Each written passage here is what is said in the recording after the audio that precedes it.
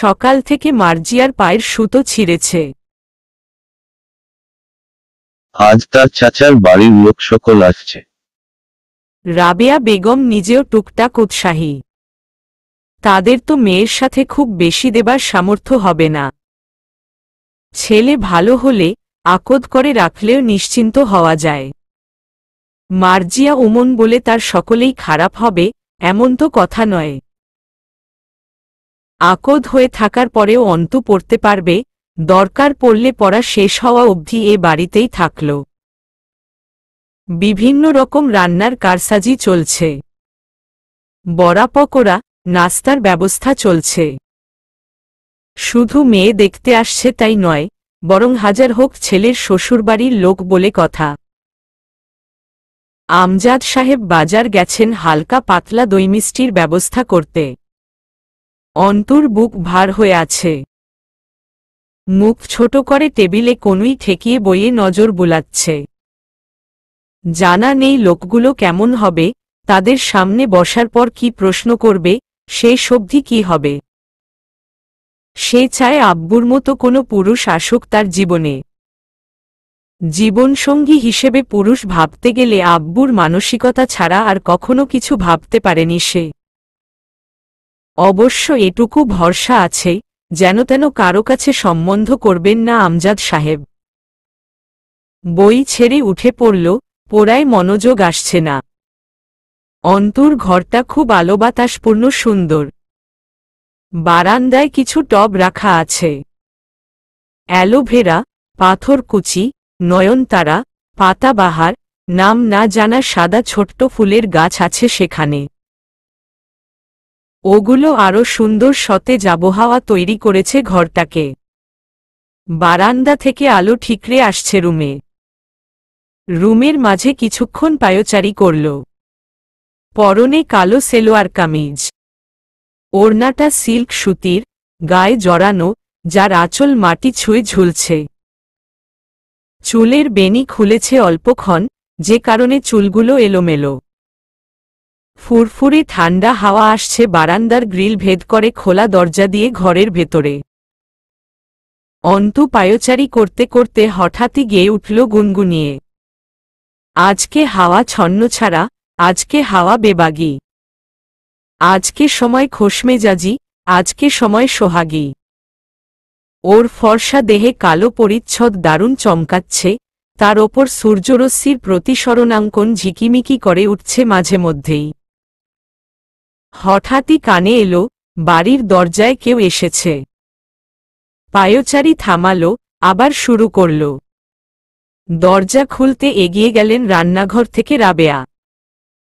আমজাদ সাহেব বাজার থেকে ফিরেছেন ভেবে দরজা খুলতে এসেছিলেন, কিন্তু দেখা গেল তিনটা ছেলে দাঁড়িয়ে আছে। একজন হাসিমুখে সালাম দিল সুন্দর করে, আসসালামু আলাইকুম, আন্টি। আমি জয় আমির, মেম্বারের ভাগ্নে। রাবেয়া পিছিয়ে দাঁড়িয়ে হাসলেন, ওহো জয়। আসো আব্বা, দাঁড়ায় আছো কেন? ভিতরে আসো। জয় ভেতরে ঢুকতে ঢুকতে বলল, আপনি চেনেন আমাকে? চেনব না? রাস্তায় রাস্তায় পোস্টার দেখি তো। হামজার পাশে তোমার ছবি দেখি। জয় চমৎকার লাজুক হাসল। রাবেয়া আর কিচ্ছু বলার সুযোগ দিলেন না, বরং দৌড়ে বেরিয়ে গেলেন বসার রুম থেকে। জয় বুঝল, নাস্তা আনতে যাচ্ছেন। তার মুখে ক্রূর হাসি ফুটে উঠল। সে জানে আরমিনের মা খুব লোকসুলভ মহিলা, কিন্তু এত ভালো। এদিক ওদিক তাকিতুকি করল কাঙ্ক্ষিত মানুষটির দেখা পাবার আশায়। কবির ও লিমনকে বলল, মহাদেবের ভক্ত নাকি রে তোরা? আবার আলাদা করে বসার দাওয়াত দেব? বসো। অন্তু রুম থেকে আবছা কোনো পুরুষালী কণ্ঠস্বর শুনতে পেল। যারা তার মায়ের সাথে বেশ কথা জমিয়েছে। কৌতূহলে কেঁপে উঠল একবার। কে এসেছে? লোকগুলো চলে এসেছে? নাকি কোনো পাওনাদার এসে আম্মার সাথে বিবাদ বাঁধিয়েছে? অন্তু খানিক মানসিক প্রস্তুতির সাথে চুলগুলো হাত দিয়ে একটু এদিক ওদিক থেকে সরিয়ে দ্রুত কালো ওড়নাটি জড়িয়ে নিল মাথা দেহে। ওড়নার বর্ধিত এক প্রান্ত দ্বারা মুখটা ঢাকল আলতো করে। বেরিয়ে এলো রুম ছেড়ে। এক পর্যায়ে দৌড়ে বসার রুমে উপস্থিত হল। সঙ্গে সঙ্গে দেহমন থমকে গেল, সাথে পা দুটো। হাতের শিথিলতায় মুখের আবরণ সরে ঠোঁট ফাঁকা হল সামান্য। জয় চেয়ে আছে ওর দিকে অদ্ভুত দৃষ্টি মেলে, যে দৃষ্টিতে বহু কিছুর সংমিশ্রণ। প্রথম যখন নজর দিয়েছে তাতে ক্রূর হাসি ছিল, সেটা একসময় বিলীন হয়ে অভিভূত হয়েছে চোখ দুটো, ধীরে ধীরে সময়ের আবর্তনে তাতে মিশেছে ক্রমশ মুগ্ধতা। এরপর দুজন কয়েক পল দুজনের চোখের দিকে চেয়ে রইল দুর্বোধ্য নজর মেলে। অবাক চোখে তির্যক দৃষ্টি মেলে চেয়ে রয় জয়। হুটহাট খেয়াল ফিরে পেল অন্তু। দ্রুত মুখের আবরণ তুলে নিল। কয়েক সেকেন্ডের ব্যবধানে ঘটে গেল এই অঘটন। শুধু চোখের থেকে জয় এবার পুরো মুখ দর্শনে সক্ষম হয়ে গেল আজ। অন্তু ভেজে উঠল, আপনি আপনি এখানে এসেছেন কেন? বাড়ি অবধি পৌঁছে গেছেন? আগে থেকেই চিনতেন আমার বাড়ি? জয় নিজস্ব ভঙ্গিমায় নজর ফিরিয়ে নিল। পায়ের ওপর পা তুলে বসল এবার। সোফার উপরিভাগে এক হাত ছড়িয়ে অপর হাত নাকের নিচে ঘষল। তার ঠোঁটে কুটিল হাসি লেগে আছে। বেশ আরাম করে অন্তুর প্রশ্নের জবাব দিল, বাড়িতে অতিথি এলে এভাবে ট্রিট করো, আরমিন? Not good. অন্তু সোজা হয়ে দাঁড়াল। অতিথি ভেদে আচরণের রং ভিন্ন ভিন্ন রকমের হয়। জয় এবার নিজেও সোজা হয়ে বসল। ও আচ্ছা, তো আমাকে অতিথি হিসেবে একটু বেশিই পছন্দ হয়েছে। বেশ তো, হবারই কথা। আমি অতিথি এমন, যেখানেই যাই লোকের তাক লেগে যায়। অন্তু মুখে কাঠামো শক্ত করে তুলল কিছু বলার উদ্দেশ্যে, সেই মুহূর্তে এক ট্রে নাশতা নিয়ে হাজির হলেন রাবেয়া। তার মুখে স্মিত হাসি। ততক্ষণে জয় নিজের ফর্ম চেঞ্জ করে ভদ্র ছেলে হয়ে উঠেছে। রাবেয়ার হাতের ট্রের দিকে চেয়ে বলল, আরে আন্টি, এসব কি? দুটো কথা বলতে এসেছি, তা না শুনে কি সব আয়োজনে লেগেছেন? রাবেয়া কপট রাগ দেখালেন। উমম, ছেলে বেশি কথা বলো। এনেছি, লক্ষ্মী ছেলের মতন খাবে, এত কথা কেন?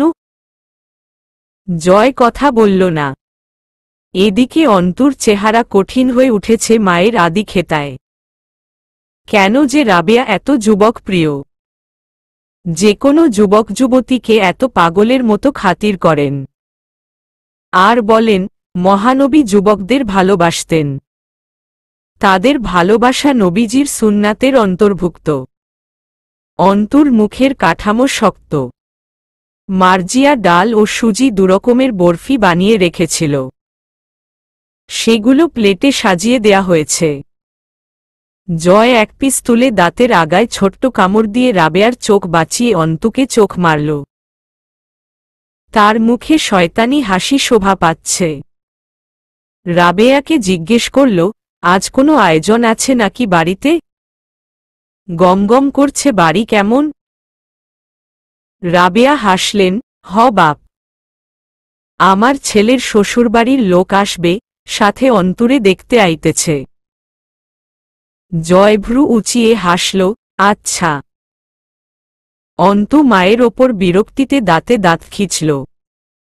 রাবেয়া জিজ্ঞেস করলেন, কেন আসছিলা, বললা না তো? জয় একটু ইতস্তত করে হাসল, আসলে আন্টি, ক্লাবের চাঁদা নিতে এসেছিলাম। জোর জবরদস্তি নেই কোনো, ইচ্ছে হলে। রাবেয়া উঠে দাঁড়ালেন, এমনে বলতেছ কেন? পাড়ার ক্লাব তো আমাদের সুরক্ষা। হামজা, তুমি এরা তো সোনার ছেলে। দাঁড়াও। রাবেয়া উঠে যেতেই জয়ের মুখভঙ্গিতে নিজস্বতা চলে এলো। মুখ বেঁকে উগ্র হয়ে একপেশে হয়ে উঠল ক্রমশ। অন্তুকে অশিষ্ট কণ্ঠে বলল, আম্মাজান তো ভালোই, তুমি এমন ক্যাটক্যাটে কেন? কালি বিল্লি। অন্তু ঝাঁঝিয়ে উঠল, দুর্ভাগ্যবশত আম্মা আপনার প্রকৃতি জানে না। কেন এসেছেন সেটা বলুন। আপনাদের ওই জাহিল শয়তানের ঘাঁটি ক্লাবের জন্য চাঁদা চাইতে আসতে লজ্জা করল না? আর কাকেই বা কি বলছি? লজ্জা আর আপনি শব্দ দুটোই তো একসাথে কেমন বেমানান। কি উদ্দেশ্যে এসেছেন? শেষের দিকে চিবিয়ে উঠল অন্তু। জয়ের মুখের অবয়ব শক্ত হল, মারি শক্ত করে বকে উঠল। চাপা স্বরে বলল, বাড়ি বয়ে এসে যদি থাপড়ে যাই, ব্যাপারটা খারাপ দেখাবে না আরমিন? চুপ করো, নয়তো তোমার মাটা মানব বলে মনে হয় না, থাপড়ে চারটে দাঁত উপড়ে দেব। পুচকে মেয়ে, কথা বলো, মেপে বলো না। বাড়ি চলে এসেছি কেন বুঝতে পারছ না?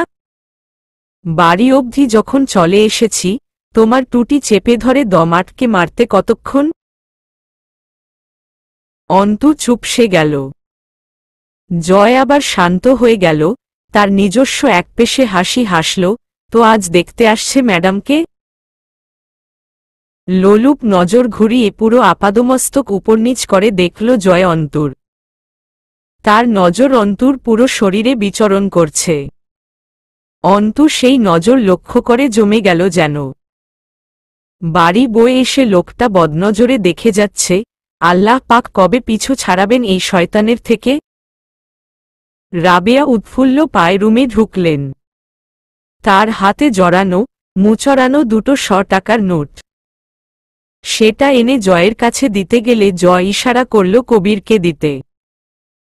কবিরের হাতে টাকা দিয়ে জয়কে বললেন, রাবেয়া, চলবে এতে? টাকা জয় দেখেইনি, তার নজর ছিল অন্তুর দিকে। তবুও বেশ মাথা হেলিয়ে বলল, খুব চলবে আন্টি, সমস্যা নেই, দিয়েছেন এই খুশি। আমজাদ সাহেব ভেতরে ঢুকে একটু অবাক হয়ে গেলেন। সঙ্গে সঙ্গে সালাম দিল জয়, আসসালামু আলাইকুম কাকা, ভালো আছেন? আমজাদ সাহেব অবুঝের মতো একটু হেসে জবাব দিয়ে বললেন, কি ব্যাপার? জয় বলল, এই তো কাকা, বিশেষ কিছু নয়। আমজাদ সাহেব ভেতরে ঢুকে গেলেন। অন্তু ভেতরে গেল না, সে শুনতে চায় জয় আম্মুকে কি বলে। রাবেয়া জিজ্ঞেস করলেন, তোমার মা বাবারা সব ভালো আছে? জয় ঠোঁট কামড়াল, তারা কেউ নেই তো। আতকে উঠলেন রাবেয়া, সে কি, কেউ নেই? জয় জবাব দিল না। অন্তু এই প্রথম জয়ের মুখটা কিঞ্চিত শুকনো দেখল, মনে হল। রাবেয়ার মায়া হল তাগরা ছেলের উমন নীরব অপারগ মুখ দেখে। সস্নেহে কাছে গিয়ে বসে চুলে হাত বুলালেন, একা থাকো বাড়িতে? জয় মাথা নাড়ল, উহু, মামার কাছে থাকি। বাড়ি ফাঁকা পড়ে আছে, মাঝে মধ্যে যাই, এই তো। অন্তু ভ্রু কুচকাল, জয় অনাথ? মা বাবা কেউ নেই, মামার বাড়িতে থাকে। জয় উঠে দাঁড়াল। রাবেয়া বলল, আবার আসবে? মাঝে মধ্যেই আসবে কিন্তু। জয় বলে ফেলল, আচ্ছা আম্মা, আসব। বলেই বলল, অথবা ইচ্ছে করে বোঝা গেল না। সাথে সাথে আবার ভুল সংশোধন করে নিল, সরি আন্টি। রাবেয়া রাগ করলেন, সরি কিসের? আম্মা বললে পাপ হবে নাকি? বলতে মন চাইলে বলবে। অন্তুর ইচ্ছে করল হাতের কাছের ফুলদানিটা সজোরে আছড়ে ভাঙতে। মানুষ এত সরল সহজ হবে কেন? তার মাটাকেই এত সরল হতে হবে কেন? দুনিয়ার কোনো খবর রাখেন না এই অবলা মহিলাটি।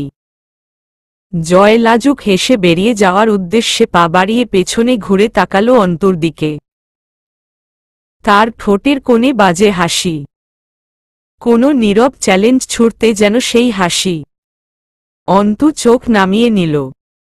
জয় না বেরোতেই দুটো পাড়ার মহিলা ঢুকল বাড়িতে।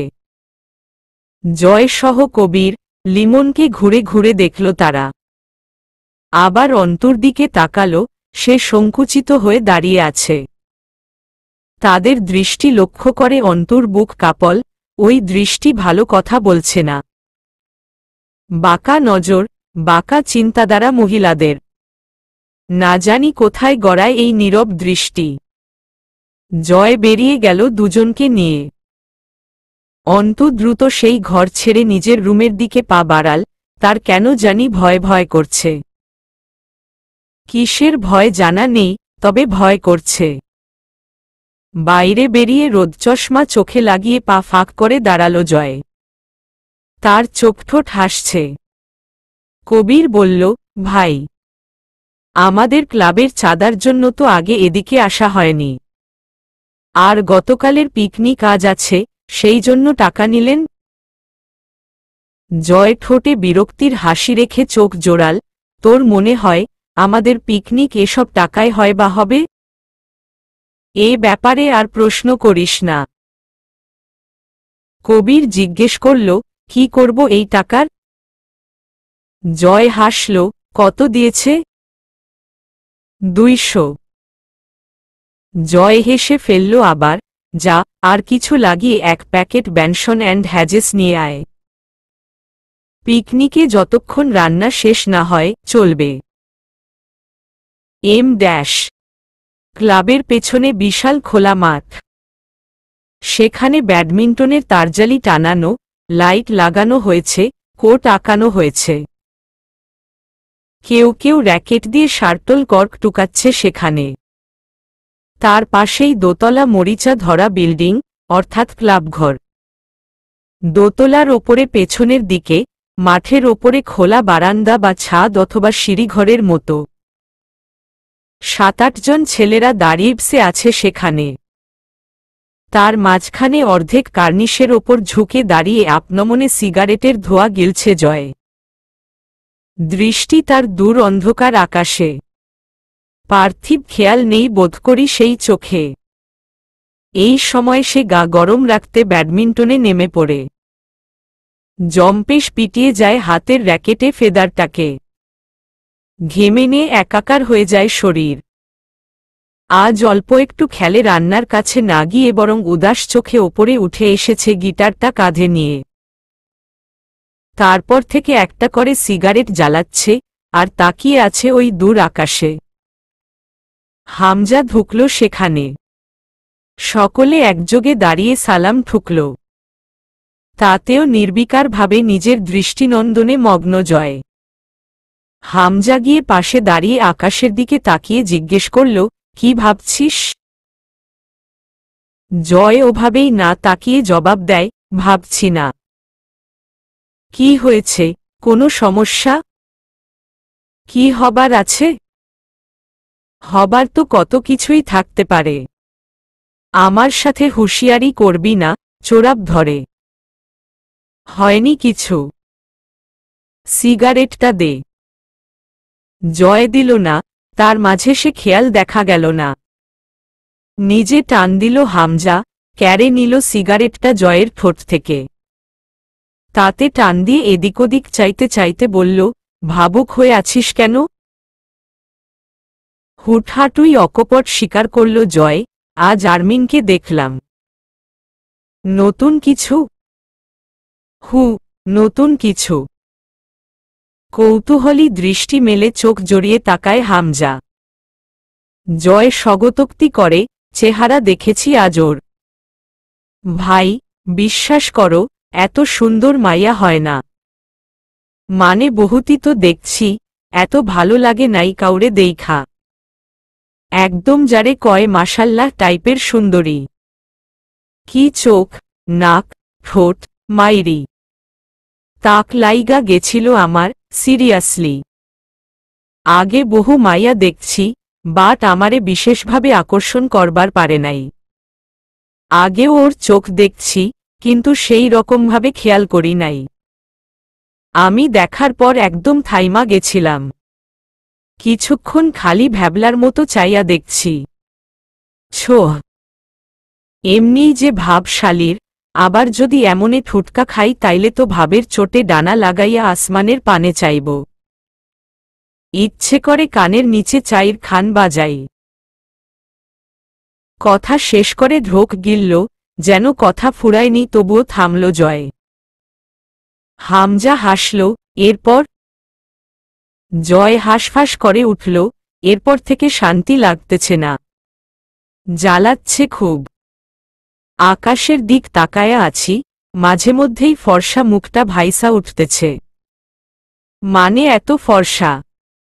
নিজের হাতের পিঠ দেখিয়ে বলল, মানে আমার গায়ের রঙের সাথে মিলবে না। হিংসা হচ্ছে সিরিয়াসলি? আমার সাথে দাঁড়ালে আমারে কালা লাগবো দেখতে। হাতটাত কালা জামার ভিতর দিয়া সেই দেখা যাইতেছিল। হামজা হেসে ফেলল, জয়ের আর সব ফিউজ হয়ে গিলেও সে জীবনে নিজের ভাব নষ্ট করে কারো তারিফ করে না। জীবনে একটা প্রেম করেনি এই জন্য যে গার্লফ্রেন্ডের নাকি কথা মানতে হয়, তারিফ করতে হয়, রাগ মানাতে হয়। অথচ বিয়ে বিয়ে করে ঢোল পিটিয়ে বেড়ায়।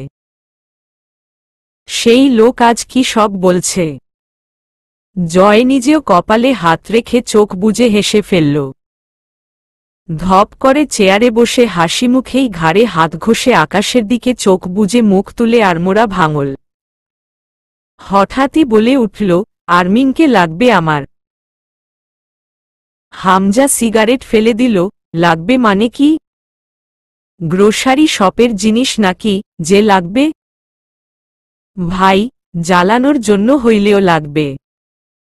আমার তো এইটুকুও সহ্য হইতেছে না, আমি ছাড়া কেউ ওরে দেখব। কারো হক নাই ওর ওপর, ভাল লাগছে যতক্ষণ দেখছি, শান্তি লাগছে দিলে। মানে খালি আমি দেখব?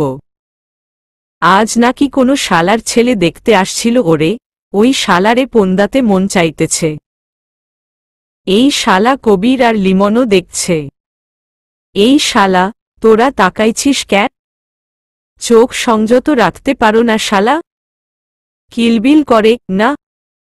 আর দেখবি না কোনো দিন, মাটি দিয়ে রাখবো একদম। কবির জিজ্ঞেস করল ইতস্তত করে, ভাই আপনি কি মায়ার প্রেমে? গলা কাঁপিয়ে হাসল জয়, প্রেম আর আমি? হা হা হা।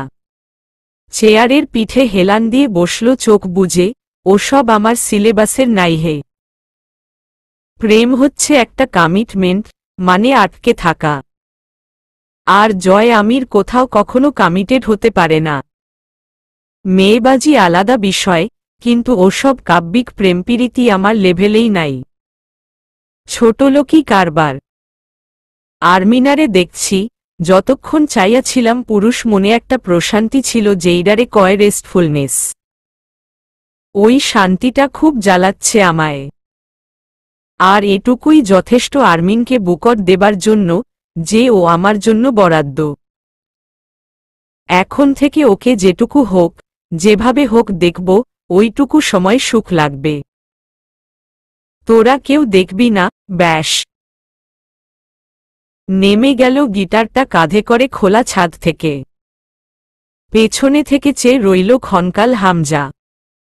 এরপর সে নিজেও নেমে এলো জয়ের পিছু পিছু। বেশ ঠান্ডা পড়েছে, অথচ একটা স্লিভলেস শার্ট গায়ে জয়ের। কালো জ্যাকেটটা ঝুলছে কাঁধের ওপর। এখন ওটা রেখে র্যাকেট টুকতে দাঁড়াবে নিশ্চয়ই। বেশ কিছুক্ষণ একটানা টেনে টেনে চাপ খেলল। গা ঘেমে প্যাকপাকে হয়ে উঠল। চিৎকার করল মিউজিক বক্সের পাশে বসা থাকা ছেলের ওপর, গানের সাউন্ড বাড়া। ভাত খাও নাই শালা, দুপুরে এনার্জি ড্রিঙ্ক কিনে এনে দেব একটা? ধুমধারাক্কা গান বাজছে ডেসি বয়েজ। জয় একাধারে র্যাকেট পিটিয়ে গেল। শার্টল কর্ক সামনে আসছে তো গায়ের সমস্ত জোর দিয়ে পিটিয়ে যাচ্ছে। একবারও মাটিতে পড়ার সুযোগ দিল। এমনভাবে দাঁত খিচে খিচে পিটিয়ে আঘাত করছে যেন কোনো চাপাক্ষোভ ঝাড়ছে ওই পেটানোতে। এই পথ আগেরই মতন, ঠিক তেমনই আছে। এই রাত সেই রাতের কত কথা বলে চলে যাওয়ার বিষাদ সুর, এখনো হৃদয় বাজে। তারপরেও কেন যেন এইখানেই ফিরে আসে। সব ভুলে গিয়ে আবার হারাতে চাই। তারপরেরটুকু আর গাইল না। আবার নতুন সুর তুলল গিটারে। এবারে ঝাঁঝাল সুর উঠছে। ছেলেরা বিমোহিতের মতো ঢুলছে তালে তালে। এসব দিয়েই বোধহয় কবে কবে কেমন করে যেন এত সব দলবল কামিয়েছে জয়। যারা কেমন এক নেশায় আটকে থাকে শয়তান ছেলেটার। তারা এটাকে এভাবে বর্ণনা করে, জয় আমিরের মাঝে আছে কিছু, যেটা ভাল লাগে। হাততালির সাথে সাথে ঢুলছে সবগুলো। জয়ের গানের গলা অদ্ভুত সুন্দর। কেমন একগা ছমছমে মাথায় কেঁপে ওঠে গলাটা। যখন সে গলা ছেড়ে ব্র্যান্ড পার্টির মতো মাথা নাড়িয়ে পাগলের মতো গান ছাড়ে। জয় আবার গাইল, মেঘলা হলে দিন, একলা পড়ে মন। কাটতে না চায় রাত, করি কি এখন? চাইলে চলে যা যদি, না থাকে উপায়। সুতোয় বাঁধা জীবন ছেড়ে পালাবি কোথায়? সকলে বিমোহিতের মতো চেয়ে রয় জয়ের বোঝা চোখ দুটোর পানে। গলা ছেড়ে, মনের গভীর থেকে গান গাইছে। একমাত্র বোধহয় গান গাওয়ার সময় জয় মনের গভীরে ডুব দেয়, অন্যথায় তাকে কখনো সিরিয়াস বা ইমোশনাল হতে দেখা যায় না। অথচ এই গিটার তার বহিঃপ্রকাশ, অল্প একটু সত্যতা আর পরম স্নেহের ধন। আবারও অন্য সুর তুলে গলা বাজিয়ে চেঁচিয়ে গাইল, শোনো ওরে মন, তোমারে বলি, আনন্দে কোহরে কারিগরি। চঞ্চল মন আমার, শোনে না কথা। চঞ্চল মন আমার শোনে না কথা। বেশ কিছুক্ষণ গাওয়াগাওয়ি করে হুট করে গিটার রেখে উঠে দাঁড়াল। রান্নার কাজে এসব দেখাশোনায় খুব পটু। রান্না যেখানে হচ্ছে সেখানে গিয়ে দাঁড়াল, এখনো শরীর ঘরমাক্ত। হাতাটা হাতে নিয়ে মাংসে নাড়া দিল কিছুক্ষণ। হামজা উঠে দাঁড়িয়ে সিরিয়াস ভঙ্গিতে কথা বলছে কারো সাথে ফোনে। দেখে মনে হয় সহ্য হল না। দৌড়ে গিয়ে হামজার কাঁধে ওঠার চেষ্টা করে। হামজা তাল হারিয়ে পড়ে যেতে নিয়ে আবার ফোনটোন রেখে মাঠের ওপারেই তেড়ে গেল জয়ের দিকে। জয় ছুটছে অন্ধকারের দিকে, পেছনে তেড়ে দৌড়াচ্ছে হামজা। এখন বেশ কিছুক্ষণ দুজন অন্ধকারে কাটাবে। মাঠের আলের ওপর বসে কিসের গল্প জমাবে। হামজার কাঁধে মাথা রাখবে জয়। অথচ দুজন দৌড়ে আবার ঘুথে এলো। হামজা হাঁপিয়ে গিয়ে বসল শিশির ভেজা মাঠের ওপর। খানিক বাদে কোত্থেকে দৌড়ে এসে হামজার কোলে মাথা রেখে ঠান্ডা ঘাসের ওপর টানটান হয়ে শুয়ে পড়ল জয়। এই দৃশ্য বিরল। অথচ এই নেতা সাহেবকে খুব সহজে এই ছেলের সাথে মেনে নিতে দেখা যায়। জয়ের সামনে হামজা নেতৃত্ব ও গাম্ভীর্য কোনোদিন টেকে না। যত সিরিয়াস মুহূর্তই হোক, ওই জয়ের সাধ্যি আছে হামজাকে জ্বালিয়ে এক মুহূর্তে সব বড় করার। ভোটের হিড়িক বেঁধেছে চারদিকে। শোরগোল লেগেছে এলাকা জুড়ে। পোস্টার লাগানোর ব্যস্ততা চলছে চারদিকে। এর মাঝে পিবিআই কার্যালয়ে নতুন ব্যস্ততা। আখির মর্গ টেস্টের রিপোর্ট এসেছে। মুস্তাকিনের পূর্বধারণা কাটায় কাটায় মিলেছে। তার সন্দেহ মাফিক কারো বিরুদ্ধেই কোনো প্রমাণ আসেনি রিপোর্টে। মুস্তাকিনের এখন ইচ্ছে করল রিপোর্ট তৈরি করা ডাক্তারের মুখের ভেতরে পিস্তলের নল ঢুকিয়ে দিয়ে জিজ্ঞেস করতে, যে কারা আঙুল ঘুরিয়েছে রিপোর্ট অবাস্তব এবং স্ক্রিপ্টেড তৈরিতে। বেশ কিছুক্ষণ রিপোর্ট দেখে সেটা ছুঁড়ে ফেলার মতো টেবিলে ছুঁড়ে ফেলল। এমন কিছুই রিপোর্টে নেই যা দ্বারা অপরাধী শনাক্ত করা যায় বা কোনো ক্লু পাওয়া যায়। পুরো নিরপেক্ষ একটা রিপোর্ট, যেখানে শুধু প্রকাশ পেয়েছে আখিকে মারা হয়েছে কিভাবে, তার দেহে কি কি ক্ষতি সাধিত হয়েছে। গালি দিয়ে উঠল মুস্তাকিন, গাঁজাখুরি রিপোর্ট তৈরি করে ঘটা করে পাঠিয়েছে শালারা। লাশ আখির বাড়িতে পাঠানো হয়েছে। মুস্তাকিন ভেবে নিল, এখন আর ওদের বাড়িতে গিয়ে বিশদ জিজ্ঞাসাবাদ ছাড়া এই কেস টানার এনাদার কোনো ওয়ে রইল না। মুস্তাকিন বেরিয়ে এলো নিজের কেবিন থেকে। উদ্দেশ্য, বেরিয়ে যাবে কার্যালয় থেকে, বাইরে কিছু কাজবাজ রয়েছে। অথচ দেখা গেল বোরকায় আবৃত একটা মেয়ে এগিয়ে আসছে কার্যালয়ের ভেতরে। পা থামিয়ে দাঁড়ালো মুস্তাকিন, ভ্রু কুঁচকে চেয়ে রইল। মেয়েটাকে চোখে পরিচিত লাগছে। মনে পড়ল, ভার্সিটি চত্বরে দাঁড়িয়ে থাকতে দেখেছিল, ধাক্কাও খেয়েছিল তার সঙ্গে এই মেয়েটাই। দুপুর 2টোর মতো বাজে। শীতের রোদ বাইরে। মেয়েটা কার্যালয়ের ভেতরে এসে দাঁড়ালো মুস্তাকিনের সামনে। অথচ দেখা গেল তার চোখে কোনো ইতস্তত ভাব নেই। দৃঢ় চোখের চাহনি, আত্মবিশ্বাস ভরপুর তাতে। মাহমুদ এগিয়ে এসে জিজ্ঞেস করল, ম্যাডাম, কোনো প্রয়োজনে এসেছেন? কিছু বলতে চান? মেয়েটা মাথা নাড়ল। মাহমুদ বলল, জি, কার সঙ্গে কথা বলতে চান? মেয়েটা মুস্তাকিনের দিকে তাকিয়ে বলল, আপনি কি কিছুটা সময় দিতে পারবেন? দ্বিধাহীন দাবি। মুস্তাকিন ভ্রু জড়িয়ে একবার পরখ করল মেয়েটাকে। হাতঘড়িতে সময় দেখল। ঘড়ির দিকে তাকিয়েই কিঞ্চিত মাথা নাড়ল।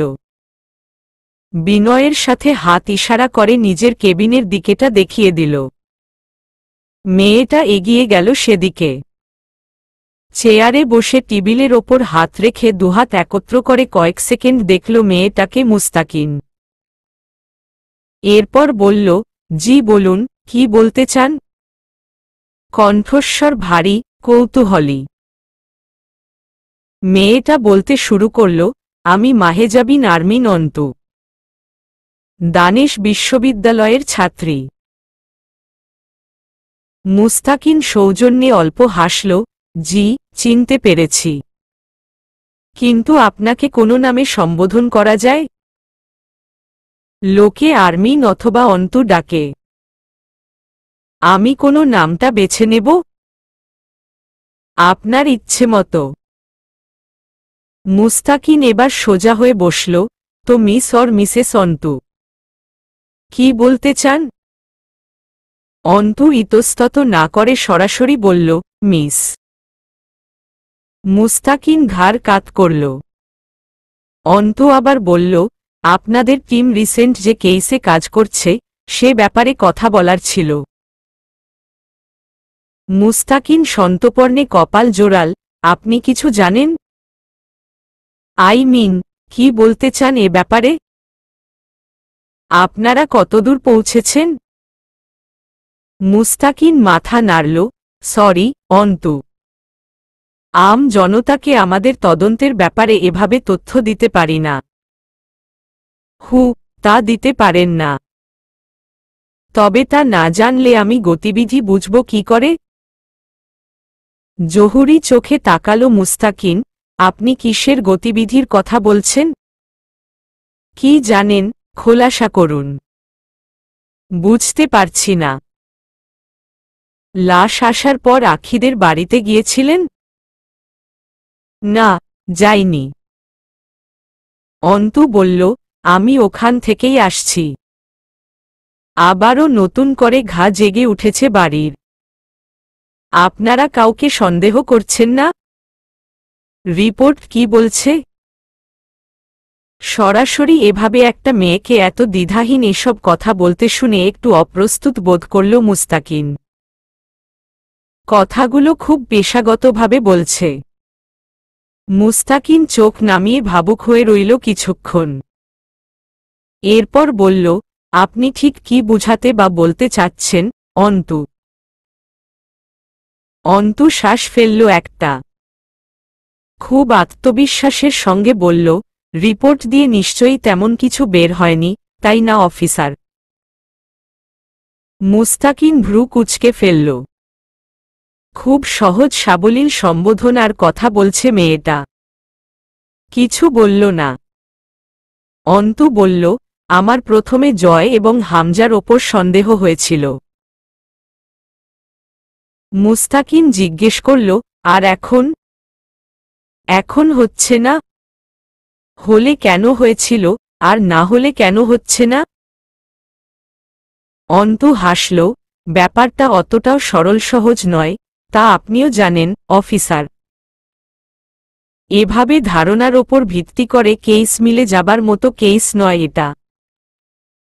আপনি কি এটা জানেন, কিছুদিন আগে আখির মেজ ভাই সোহান মারা গিয়েছে?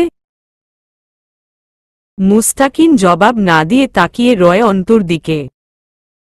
অন্তু নিজেই বলল, এই ব্যাপারটা নিয়ে ঘাপলা কাজ করছিল আমার ভেতরে। আজ তো কিছু জিজ্ঞাসাবাদ করার মতো অবস্থায় নেই ও বাড়ির লোক। তবে আমার মনে হয় শোভানের মৃত্যুটা স্বাভাবিক ছিল না। এখানেও কোনো ব্যাপার আছে। মুস্তাকিন হাত দুটো একত্র করে গুটিয়ে থুতনির কাছে নিয়ে এলো। শার্টের ওপর দিয়ে তার বাহুর পেশি ফুলে উঠেছে। কবজিতে ঘড়ি, গলার কাছে শার্টের বোতাম খোলা, হাতা গোটানো কনুই অবধি। বিন্যস্ত পোশাক ও চেহারা। সন্দিহান কণ্ঠে জিজ্ঞেস করল, আপনি এসবে এত ইন্টারেস্ট নিচ্ছেন কেন? অন্তু চুপ রইল ক্ষণকাল। হঠাৎই বলল, আজ আমি চুপ থাকব, তামাশা দেখব। আখির পরের শিকারটা আমি হব না, এমন গ্যারান্টি কার্ড তো পাইনি। আর তাছাড়াও। মুস্তাকিন সপ্রতিভ হয়ে চাইল, ভ্রু উচাল, তাছাড়াও? তাছাড়াও আখির পরিবার ভয় বারবার বলছে, বিচার চাই না। ধরুন ওদের হয়ে সেই সকল জানোয়ারদের বিচার আমি চাই। চাপা তেজ বহির্ভূত হল অন্তুর কণ্ঠস্বর ভেদ করে। মুস্তাকিন মাথা নেড়ে সম্মতি জানিয়ে জিজ্ঞেস করল, তো আপনি কি চাইছেন? আমাদেরকে সাহায্য করতে চান এই কেইসে? উহু, সাধারণ মেয়ে আমি। এতখানি সক্ষমতা নেই, এরকম একটা ভয়ানক কেইসে মাথা ঢুকিয়ে অ্যাক্টিভিটির সাথে আপনাদের সহায়তা করব। তবে এটুকু দাবি জানাতে এসেছি, যে কোনো মূল্যে এই কেইসের শেষ দেখবেন আপনারা। আখির মৃত্যুর জন্য না হোক, মেনে নিলাম কোনো না কোনো একদিন মানুষের হায়াত ফুরোয়। সকলের কপালে স্বাভাবিক মৃত্যু লেখা থাকে না। কিন্তু ওর সম্মানহানি এবং ওর সাথে হওয়া অত্যাচার যেন চাপা না পড়ে যায় আপনাদের গাফলতির নিচে। এই অনুরোধটুকু করতে এসেছিলাম। মুস্তাকিন সঙ্গে সঙ্গে জবাব দিল না। কিছুক্ষণ চুপ রইল। পিবিআই এর কার্যালয়ে এসে পিবিআই অফিসারের কার্য গতিবিধিতে আঙুল তোলার সাথে সাথে বিচার দাবি করছে নারীটি। ইন্টারেস্টিং লাগল মুস্তাকিনের কাছে ব্যাপারটা। খানিক পরে বলল, তবে প্রমাণ এবং ক্লুর খুব অভাব কেসটাতে। এমন কোনো সূত্র এখন অবধি আমাদের টিম পায়নি, যা দ্বারা এই কেস এগোতে পারে। এরকম আর কিছুদিন না পেলে কেস এমনিতেই চাপা পড়ে যাবে। তবে আমাদের চেষ্টা জারি আছে। অন্তু আপাতত আর কিছু না বলে বের হয়ে এলো কার্যালয় থেকে। পেছনে থেকে কিছুক্ষণ চেয়ে দেখল মুস্তাকিন অদ্ভুত মেয়েটিকে। অদ্ভুত কেন মনে হচ্ছে, জানা নেই। তবে কেন যেন সবার থেকে আলাদা লাগলো অল্পক্ষণের জন্য হলেও। অন্তু যখন রাস্তা পার হওয়ার উদ্দেশ্যে রাস্তার পাশে এসে দাঁড়িয়েছে, তখনই সামনে দিয়ে পাশ কাটিয়ে বেরিয়ে গেল হামজার গাড়িটা। অন্তু টের পেল না। জয় ততক্ষণ অবধি ক্ষেপা চোখে দেখল অন্তুকে, যতক্ষণ গাড়ির কাচ ভেদ করে লক্ষ্য করা যায় ওকে। ঘাড় ফিরিয়ে হামজাকে বলল, অন্তু পিবিআই ডিপার্টমেন্টের সামনে। ঘাড় ঝাঁকালো পরপর দুবার, কাহিনীই বুঝতে পারছি না মেয়েটার। হামজা গম্ভীর কণ্ঠে বলল, এমনিতেই বোঝা যায়, প্রতিবাদী চিন্তাধারার মেয়েটা। হয়তো ওই মেয়েটার বিচারের জন্য লড়তে চাচ্ছে। তুই নজরদারি করছিস কেন ওর ওপর? তাচ্ছিল্যের হাসি হাসল জয়, তোমার সৎ নেতাগিরি আর নীতি নিজের পকেটে রাখো। ওর সন্দেহ আমার আর তোমার ওপর। এবারেও কি তোমার নীতিকথা শোনাবে, নেতাজি? হামজার হাতের পিঠে গাঢ় জখম। জয় যত দ্রুত সম্ভব গাড়ি চালাচ্ছে। চেপে রাখা টিস্যু রক্তে ভরে উঠেছে। অথচ হামজা নির্বিকার ভঙ্গিতে ভ্রু কুঁচকে তাকালো, আমার তোর ওপর কেন? আমি তুই ওর কি করেছি? জয় স্টিয়ারিং ঘোরাতে ঘোরাতে জবাব দিল, চলো, জিজ্ঞেস করে আসি। নাক শিউরে উঠল হামজার, হারামি। গাড়ি এসে থামল M Abdur Rahim medical college হাসপাতালের সামনে। ভেতরে ভর্তি রয়েছে দলের কয়েকটা ছেলে। গতকাল মারামারি হয়েছে ভার্সিটির মোড়ে ঝন্টু সাহেবের ছেলে মাঝহারের লোকেদের সাথে। অবশেষে জয় যখন গিয়েছিল, শেষ পর্যায়ে তার হাত কেটেছে, কপাল ফেটেছে, পিঠে আস্ত একটা লাঠি ভেঙেছে। জয়ের টুকটাক ব্যান্ডেজ লাগলেও মাঝহারের ছেলেদের অবস্থা খারাপ। কিন্তু সবচেয়ে বড় আঘাত পেয়েছে হামজার সেক্রেটারি লতিফ। দলের লোকেদের হামজা সর্বদা কেবিনেই অ্যাডমিট করাই। আম জনতার ভিড়ে রিস্ক থাকে এসব মামলায়। দুজন গিয়ে বেডের পাশে দাঁড়াতেই লতিফের বউ কাঁদতে কাঁদতে উঠে এলো। এখনও বেহুশ লতিফ। লতিফের কোমরের ওপর পেটের বাপাশে ছুরিকাঘাত করা হয়েছে মারামারি কোনো এক সময়ে। রাস্তার পাশে পড়েছিল সে। হামজা অবশ্য নির্বাচনের আগে প্রস্তুত ছিল এসবের জন্য একবার। মারামারি সূত্রপাত ঘটেছে সকালের দিকে। মাঝহারের ছেলেরা ক্লাবঘরে ইটপাটকেল ছোড়াছুরির মাধ্যমে ঘটনার শুরু। জয়ের মাস্টার্স ফাইনাল পরীক্ষা কদিন বাদে। সপ্তাহখানেকের মধ্যে দুদিনের জন্য ঢাকা যাবে সে। ক্লাবে সে ছিল না তখন। হামজা পড়তে বসার জন্য চাপে রেখেছে, কিছুদিন কারবার থেকে দূরে থাকতে বলেছিল। কিন্তু ইটপাটকেল ছুঁড়ে মাঝহারের ছেলেরা থামেনি। নোংরা ভাষায় হামজাকে গালি দিয়েছে। তখন হামজার ছেলেরা বেরিয়েছিল। দুপুর বেলা লতিফের সাথে এই অঘটন ঘটে যাবার পর জয় বিকেলে পড়ালেখা ছেড়ে বেরিয়ে গিয়েছিল। সন্ধ্যার পর ভার্সিটি মোড়ে তুমুল মারামারি শুরু হল দুই দলের। লাঠিসোঁটা, ককটেল, সাথে ছুরি ছিল ছেলেদের হাতে। জয় দুটো ছেলেকে বেদম পিটিয়েছে, সে সময় প্রতিরোধ করার জ্ঞান থাকে না জয়ের। এটা তার অপারগতা। যখন কাউকে মারতে শুরু করে, তাকে বৃষ্টির মতো মারা যায়, সে একনিষ্ঠ চিত্তে শুধু ছেলে দুটোকে মেরেছে। তার মাঝে নিজে জখম হয়েছে বেশ ভালো মতোই। মাঝহার নিজে উপস্থিত ছিল না। সকালে জয়কে না ডেকেই হামজা পৌঁছে গেছিল পলাশের ডেরায়। দিনাজপুরের নামকরা সন্ত্রাস পলাশ আকবর আর রাজন। দুজনের সাথে ভালো মিল মাঝহারের। সাথে দুটোকে মহাজনও বলা চলে। কড়া সুদে টাকা ধার দেয় মানুষকে, পরে তার বদলে জমি, ঘরের জিনিস অথবা ব্যবসা কেড়ে নেয়ার বহু নজির আছে। সেখানে গিয়ে মেরে এসেছে হামজা মাঝহারকে। জয় সেখান থেকে নিয়ে আসছে হামজাকে। এখন অবধি জিজ্ঞেস করেনি মাঝহারের কি অবস্থা, কিভাবে মেরেছে, কি হাল করেছে। হামজা খুব শান্তশীতল মেজাজের পুরুষ। যতক্ষণ না জয়কে আঘাত করা হয়, তাকে ক্ষেপতে দেখেনি ছেলেরা। কিন্তু লতিফের স্ত্রীর কান্নাকাটি দেখেছে সে রাতে, লতিফের বাচ্চা দুটোর শুকনো মুখ দেখেছে। লতিফের রক্তাক্ত শার্টখানা দেখেছে। হামজাকে চেয়ারে বসিয়ে রেখে জয় দ্রুত গেল নার্সকে ডাকতে। এই অসময়ে হাসপাতালে নার্সের সংখ্যা কম চারদিকে। ব্যস্ত নার্স দাঁড়াতে বলল জয়কে। হুট করে জয়ের মেজাজ চটল, অমানুষের মতো হয়ে উঠল মুহূর্তে, দাঁত খিচে উঠল, ওঠ, তাড়াতাড়ি ওঠ। তোর পাশে যে মগা দাঁড়ায় আছে ওরে বল, ক্যানোলা ঢুকায় দিক এই লোকের। তুই আমার সাথ চল। ভাইয়ের হাতে রক্ত পড়তেছে, শুনতেছিস না কথা? চেঁচিয়ে উঠল শেষের দিকে। নার্স কেঁপে উঠল, দ্রুত উঠে দাঁড়াল। রাগে শরীর কাঁপছে জয়ের।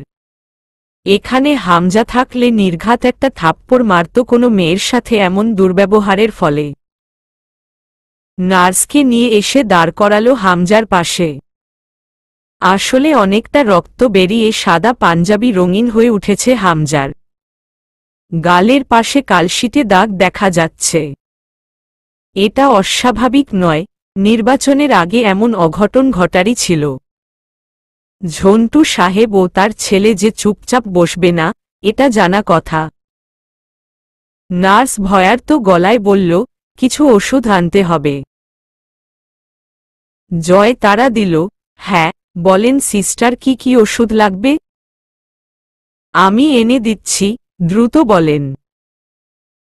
নার্স অপ্রস্তুত হল, কিছুক্ষণ আগে কি ব্যবহার ছিল, এখনই আবার সিস্টার বলছে। একটা কাগজে নাম লিখে দিল। জয় কারো হাতে দিল না কাগজখানা। নিজে দৌড়ে বেরিয়ে গেল ওষুধ আনতে। হামজা চেয়ে রইল জয়ের যাবার পথে। নিজের হাতের তালুতে ব্যান্ডেজ জড়ানো, কপালে ব্যান্ডেজ, কোমরে ঘা। সে ছুটছে ভাইয়ের ওষুধ আনতে। হামজা এটাই সবাইকে বোঝাতে পারে না, পুরো পৃথিবীর জন্য জয় আমির জঘন্য এক নাম, সেও মানে।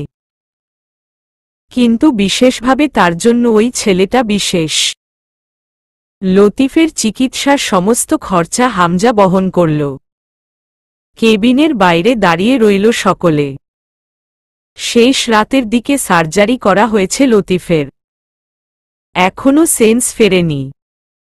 চিন্তিত মুখে নিজের ব্যথা ভুলে উদ্বিগ্ন ভঙ্গিতে পায়চারি করে চলল হামজা। সে কোনো সময় চায় না তার জন্য দলের ছেলেরা মূল্য দিক। সেদিন নিষেধ করে আসার পর হামজা নির্বাচন অফিসে গিয়ে ঝন্টু সাহেবের আপিল বাতিল করে এসেছে। তাতে যে ঝন্টু সাহেব খেপবেন তা জানা কথা। তবে আঘাতটা লতিফকে করে ওর পরিবারকে বিধ্বস্ত করে তোলাটা ঠিক হয়নি ঝন্টু সাহেবের। মাঝার ভালো ঘা খেয়েছে। যতদিন নির্বাচন শেষ না হচ্ছে, ঝামেলা যে টুকটাক লেগেই থাকবে, এও জানা কথা। নির্বাচনের পরেও কোনো বিশেষ ঝামেলা হওয়ার চান্স রয়েছে। রাত করে বাড়ি ফিরল হামজা। জয় ঢুকে পড়ল নিজের ঘরে। তার পড়ালেখায় গাফলতি চলবে না এখন। ঘরে ঢুকেই চেঁচিয়ে ডাকল মামিকে। দ্রুত পায়ে তরু এগিয়ে গেল, কি হয়েছে জয় ভাইয়া? খালামণি অসুস্থ, ব্যথা বেড়েছে। কিছু দরকার? জয় জ্যাকেটের চেইন খুলে ইশারা করল জ্যাকেটটা খুলে নিতে। তরু জ্যাকেট খুলে নিয়ে সেটা হ্যাঙ্গারে বাঁধিয়ে রাখল। জয় বাথরুমে ঢুকতে ঢুকতে বলল, এক কাপ গরম কফি বানিয়ে দে তো। আমি মামির কাছ থেকে ঘুরে এসে খাব। আর ঘরটা ঝাড়ু দে, পায়ে নোংরা বাঁধছে। তরু ঝাড়ু দিতে দিতে দেয়ালের দিকে তাকায়। চারদিকে বড়ছোট ফ্রেমে বাঁধানো জয়ের ছবি, ওয়ালমেটে ভর্তি ঘরের দেয়াল। জয় যখন মামির রুমে এলো, দেখল হামজা মায়ের মাথার কাছে বসে আছে। মামা বারান্দার পাশে চেয়ারে বসা। মুখ বাঁকাল জয়, ওখানে বসে কি নিজেকে বীরপুরুষ প্রমাণ করতে চাইতেছ? বারান্দা দিয়ে ঠান্ডা আসছে না? পরে তো খেক খেক করে কাশবে। তোমার কাশির আওয়াজ শুনতে একটুও ভাল লাগে না মামা। দরজা আটকে বসো। শাহানা ব্যথায় কুকড়ে গেছেন। হামজা মাথা নিচু করে বসে আছে মায়ের শিয়রে। জয় বকে উঠল, শালার ডাক্তাররা যদি কষ্টের সময়ে চিকিৎসা না করতে পারবে, তাইলে ডাক্তার ট্যাগ লাগানোর মানে কি? ব্যথা এখন, সার্জারি করবে মাস কয়েক পরে, এইটা কোনো চিকিৎসার মধ্যে পড়ে? তুলি জবাব দিল, তুই চুপ থাক। না বুঝে চেঁচাবি না। সবকিছুই তো আর তোর মুখের বকার মতো সহজ না। আগে ওষুধ খাইয়ে ভেতরে একটা সার্জারির মতো পরিবেশ তৈরি করে এরপর সঠিক সময়ে সার্জারি করবেন ডাক্তারেরা। তোর মতো পদার্থবিজ্ঞান পড়ে অপদার্থ হয়নি তারা। ডাক্তার ওরা ভালো বোঝে। জয় দাঁত খিচে বকতে গিয়ে আবার চুপ করল। এখানে সবার মন খারাপ, এখন চুপ থাকা ভালো মানুষের কাজ। জয়ের ধারণা, সে খারাপ হলেও মাঝে মধ্যে একটু ভালো মানুষের মতো আচরণ দেখিয়ে লোককে চমকে দেয়া ভালো। বাইরে বেরিয়ে এলো। বাড়িটা খুব বিষণ্ণ লাগছে। জয়ের ভালো লাগছে না বিষয়টা। কালই গিয়ে কোয়েলকে আনতে হবে। ও থাকলে এখন দৌড়ে এসে কোলে উঠে আবদার করত, মামা, আমিও ব্যান্ডেজ লাগাবো। এরপর দুজন চকলেট কিনতে যাব। ম্যাচিং ম্যাচিং হবে তোমার আমার ব্যান্ডেজ। শরীরের ব্যথা রাত বাড়ার সাথে সাথে প্রকট হচ্ছে। বারান্দায় গিয়ে দাঁড়িয়ে সিগারেট ধরালো। কোমরের ক্ষততে টান ধরেছে, পুরো গা হাত পা বিষব্যথা হয়েছে, এখন বোঝা যাচ্ছে। জয়ের রুমটা বাড়ির পেছনে দিকে। এখান থেকে বাড়ির পেছনের জঙ্গল চলে গেছে। বিশাল ফাঁকা পতিত জমি পড়ে আছে, সেখানে জংলি গাছপালা জন্মেছে। তরু কফি রেখে চলে যাবার সময় জয় ডাকল, খাবারটা রুমে দিয়ে যেত। জয় জানে, ও না বললেও মেয়েটা ঠিক নিয়ে আসত। কেন এত যত্ন করে জানার বা বোঝার চেষ্টা করেনি কখনো জয়। তবে এই নিঃসঙ্গ পাপে ভরা জীবনে এই মেয়েটার বেশ মনোযোগ পায় সে। তরু খাবার আনল, জয় তখন বিছানায় বসা। তরু খাবার রেখে চলে গেল না, দাঁড়িয়ে রইল। জয় জিজ্ঞেস করল, দাঁড়িয়ে আছিস কেন? চিকন, মিষ্টি কণ্ঠস্বর তরুর, আপনি নিজে খেতে পারবেন? আমি খাইয়ে দেব? অবাক হল না জয়, সে জানত এমন কিছুই বলবে তরু। চেয়ে রইল তরুর মুখের দিকে কয়েক সেকেন্ড। এরপর মাথা নেড়ে সম্মতি জানাল। যত্ন করে খাওয়াতে বসল তরু। খাবার চিবোতে চিবোতে একবার তরুকে দেখে নিয়ে নিঃশব্দে হাসল জয়, আমি খারাপ, লোকে নাম শুনলেই নাক ছিটকায়। তুই বিশেষ এই যত্ন কেন করিস? তরুর চোখের ঘন পাপড়ি নড়ে উঠল। একবার তাকিয়ে চোখ নামিয়ে নিল। আস্তে করে বলল, হা করুন। জয় লোকমাটা গালে না নিয়ে আবার হাসল, ভালোবাসি রামায়। হাত থেমে গেল তরুর। চোখের কোণে জলের ছিটা জমেছে। জয় হালকা ব্যস্ত হল, এই পাগলি, এই কাঁদছিস কেন? আমি স্বয়ং পাপ, আমাকে ভালোবাসতে নেই। এজন্য আমিও পাপকেই ভালোবাসি অবশেষে। জীবনে এমন সব নিকৃষ্ট পাপ করে রেখেছি, কেউ যদি তার শাস্তি কোনোদিন দেয় আমায়, তাহলে তা হবে আমার জঘন্য মৃত্যু। আবার আমার পাপের পেছনে এমন কোনো ব্যাকগ্রাউন্ড নেই, যা শোনার পর মানুষ ইমোশনাল হবে, বা বলবে এই জন্য আমি বাধ্য হয়েছি বা এমন হয়েছি। সবই করেছি ক্ষমতার জোরে। তুই যে আমায় ভালোবাসিস, তুইও সমান পাপী। কারণ আমার মতো পাপিষ্ঠকে কোনো সুন্দর মনের মানুষ ভালোবাসতে পারে না, তা জানি আমি। যে কোনোদিন আমায় ভালোবাসবে বা বেসেছে, আমি জেনে নিই, তার ভেতরেও আমার মতোই পাপ আছে। নয়তো কেউ আমার পক্ষপাতিত্ব করতে পারে না। তরু চুপচাপ খাবার খাওয়ায় জয়কে। সযত্নে মলম লাগিয়ে দিল পিঠের ক্ষততে। ওষুধগুলো খাইয়ে দিয়ে জয়ের হাতের ঘড়ি, শার্টটা খুলে দিল। শুইয়ে দিয়ে কম্বলটা গলা অবধি তুলে দিয়ে মাথার কাছে বসল। গভীর মনোযোগের সাথে জয়ের মাথায় হাত বুলিয়ে দিল, চুল টেনে দিল, কপাল টিপে দিল। জয় চোখ বুজে চুপচাপ নেয় সেই সেবাগুলো। একদৃষ্টে চেয়ে রয় তরু জয়ের মুখের দিকে। খোঁচা দাড়ির গালটা হাত দিয়ে আদর করতে ইচ্ছে করছে। জয়ের নিঃশ্বাস ভারী ভারী পড়তে শুরু করে। বহুদিন এভাবে পাশেই শুয়ে পড়েছে সে জয়ের। অথচ সকালে উঠে নিজেকে অক্ষত অবস্থায় দেখে জয়ের প্রতি ভালোবাসা বেড়েছে। একটা তাগড়া পুরুষের পাশে রাত কাটিয়ে যখন বোঝা যায় পুরুষটি হাতও লাগায়নি নারী শরীরে, সেখানে প্রেম জাগার নয়। তরু মানে জয় খারাপ, কিন্তু তার আপেক্ষিকতায় জয়ের খারাপের শিকার হয়নি সে, সুতরাং তার ভালোবাসা জায়েজ। হঠাৎই তরু একটা অকাজ করে বসল। গাঢ় একটা চুমু খেল জয়ের কপালে। ফিসফিস করে বলল, আপনাকে ভালোবাসা যদি পাপ হয়, আপনাকে ভালোবেসে আমায় যদি পাপী হতে হয়, তো পাপী ঠিক, আমি সেই পাপই করেছি। প্রেমিকা না হয়ে বরং আপনার পাপিষ্ঠা নারীই হয়েছি। তবুও আমি আপনাকে ভালোবেসেছি, জয় আমির। এ কথা অনস্বীকার্য, এ কথা চিরধার্য। জয়ের ঠোঁটের এক কোণ প্রসারিত হয়ে উঠল।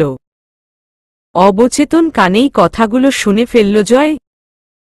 তরু আর বসল না, দৌড়ে বেরিয়ে গেল জয়ের রুম থেকে। চলবে।